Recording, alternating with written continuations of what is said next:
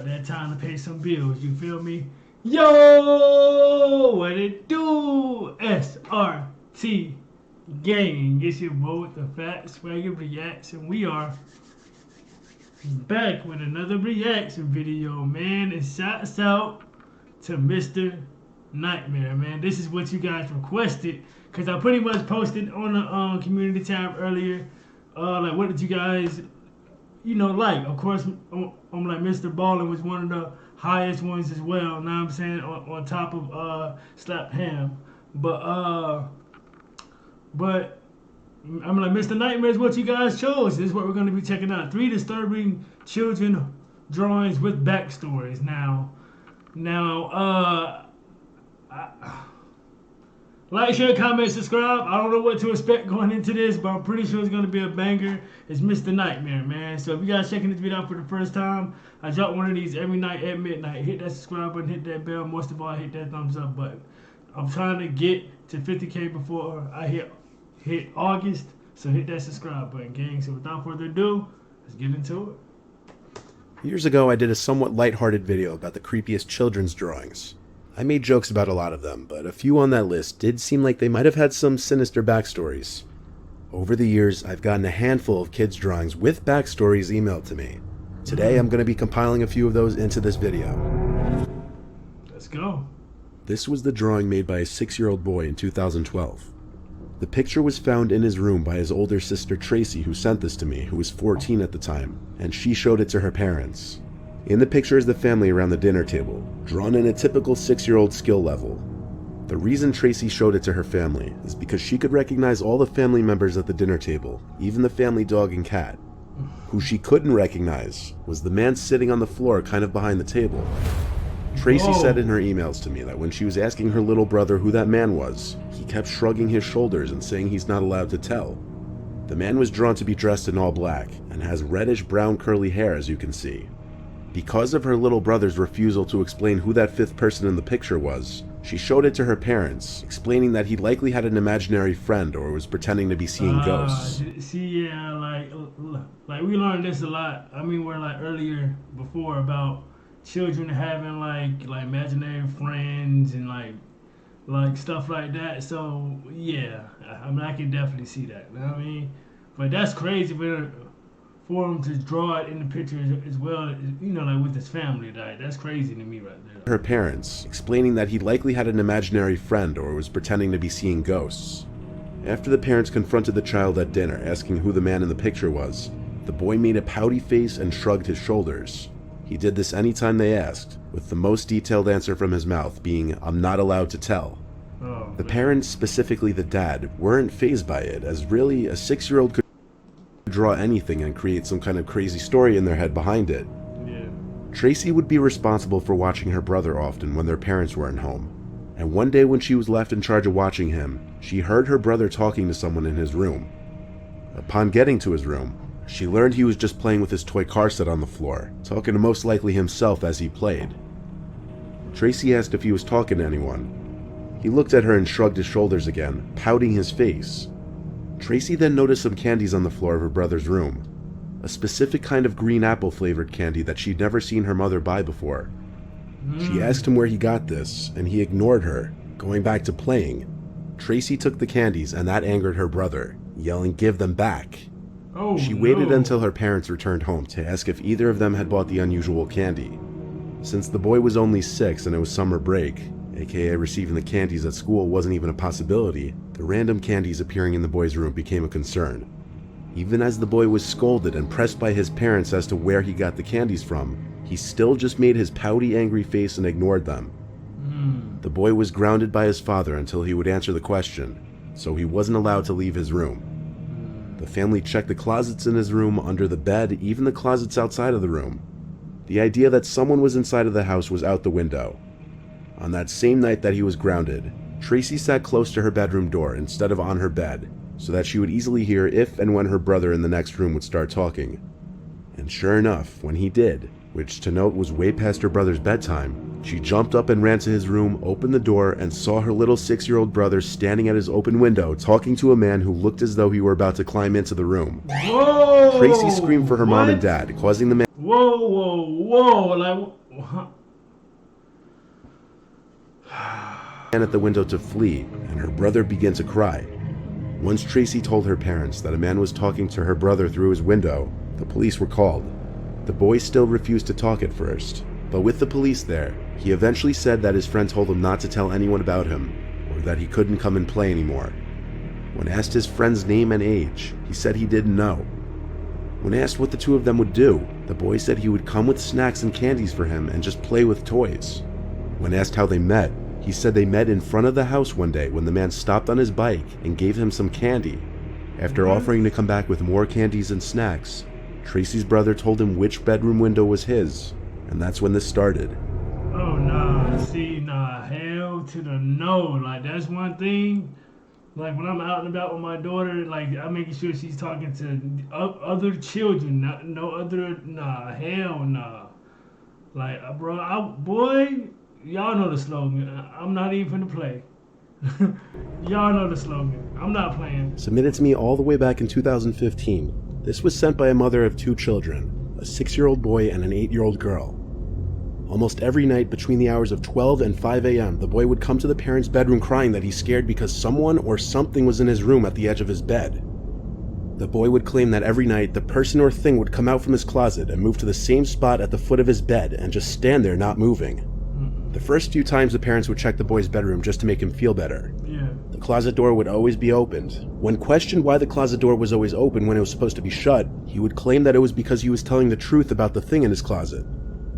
Every time the parents would show their son that the closet was empty, he would go back to sleep. Their 8-year-old daughter never had any similar issues to this.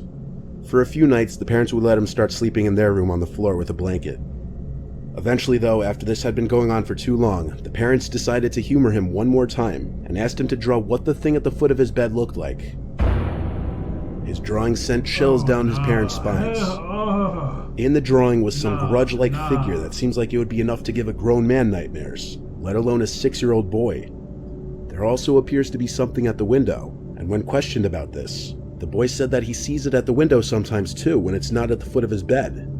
The parents' solution to this was moving their son's bed to the spare bedroom across the hall that didn't have any big closets. The mom who submitted this couldn't help but get a little creeped out herself at the drawing, and every time he would come crying to their room in the middle of the night. This third and last one is a little different in that it's a mix of drawings and writing, and there's 3 different pages of it. This was found by the new babysitter of an 11-year-old boy named Rocco in Ottawa, Canada. The babysitter, who I'll refer to as Alyssa, was needed while the parents of Rocco were away for a week. According to Alyssa, Rocco was very quiet and kept to himself most of the time. He would stay in his room for a majority of the day, and would only come out to get food from the fridge or to go downstairs to play video games. Alyssa tried to befriend the child the first day, but eventually gave up after realizing Rocco either didn't like her or was just a very unfriendly, creepy kid in general. Alyssa would spend the majority of her shifts doing schoolwork and watching movies. She knew Rocco had an obsession with guns because of the amount of toy guns he had. They would lay across the house in varying rooms, ranging from Nerf guns to airsoft guns to varying types of toy guns. Alyssa had never been in Rocco's room yet though, but one night when Alyssa was having trouble sleeping, she heard Rocco sneak into her designated bedroom and was just standing by the doorway. She sat up in her bed and asked Rocco if something wrong. Then she just closed the door quickly and she heard him running back to his room. The next day, Alyssa went into Rocco's room for the first time. Rocco wasn't in there and the light was off. This meant he was in the basement playing video games, as those were the only 2 rooms he'd ever be in according to Alyssa. He didn't even seem to seek hanging out with friends. Sprawled out on Rocco's floor were a bunch of papers. The first piece of paper that caught her attention was this drawing of a handgun. It wasn't anything really alarming, it just further demonstrated his fixation. And like, bro, having these type of like drawings and stuff for my, like, well, I have a daughter, so it's kind of different, you know what I'm saying? But if I did have a boy, I wouldn't want him drawing things like this, like guns and stuff like that, because I don't want him to grow up or whatever, like feeling like he need to carry one that all the time. So like, which now in times now, bro, like I think it's better off. But like back in the day, I'm saying like, nah, bro, nah. Nah, I wouldn't even want him drawing shit like this. The handgun. It wasn't anything really alarming. It just further demonstrated his fixation on guns. Yeah. Alyssa dug through the papers, though, and found 4 pieces of paper stapled together with 3 different staples. They formed what could best be described as a little storybook. The first page looked to be the cover page, titled The Babysitter. Immediately, Alyssa assumed this little book was about her. But not wanting to get caught reading it, she took pictures of each page of the little booklet, as well as a picture of the handgun drawing, and left the room to go read it on her phone elsewhere. These were the pictures she had taken. This was the second page. Rocco wrote on it, "It was a regular day in the house, when Mom and Dad brought over the babysitter for the first time. There's something about her that I hate. I think it's how ugly she is. She's a huge nerd. I don't want her in the house. Not sure why my mom and dad hired her. I think I'm gonna have to kill her." Whoa, what? The drawing on the page is what's supposed to be Alyssa sitting on the couch on her phone, and Rocco spying on her through the doorway.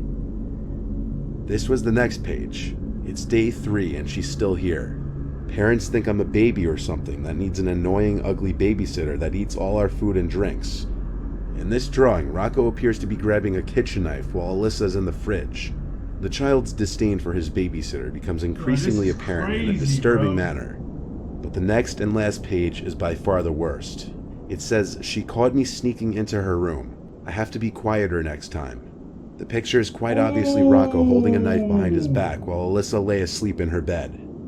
The implications of this picture are beyond transparent. Alyssa returned to Rocco's room while he was still in the basement, and lo and behold found a small kitchen knife on his bedside nightstand. Yo! Alyssa sent the pictures of the drawings and knife to Rocco's parents and then called them. Yo! At first the parents tried to convince her he must be joking around, but they were apparently easily convinced that Rocco could have monstrous intentions. They had Rocco's grandmother take over that same day. Alyssa left the house never informing the police or any other authorities. She accepted her payment for the 2 weeks that night, and she accepted the parents' apologies, but not without recommending that they take their son to get some serious help. Yo, that is crazy. Bruh, could y'all imagine if she would have never woke up? If she would have never woke up and he would have walked in there, bruh, he would have possibly killed her, bruh. But like, no, like, I don't think you guys understand. Like, bro, 11, I mean, like, how old did they say he was? 11 or something like that? Or, I mean, I forget the age. But, bro, he was about to commit a murder at that age. Bro, like, that's crazy. That's crazy, man. So, like, listen, if you got, all my parents out there, if you got kids that are drawers and stuff like that, like, you know, like to draw things, look over that shit, bro. Look over that, because you never know what your kid could be possibly thinking about doing to you or possibly someone else. So please, man, like, I mean, please be cautious out here, man. Like, but at the same time, love your children and just make sure that they are happy, and just, you know what I'm saying? Just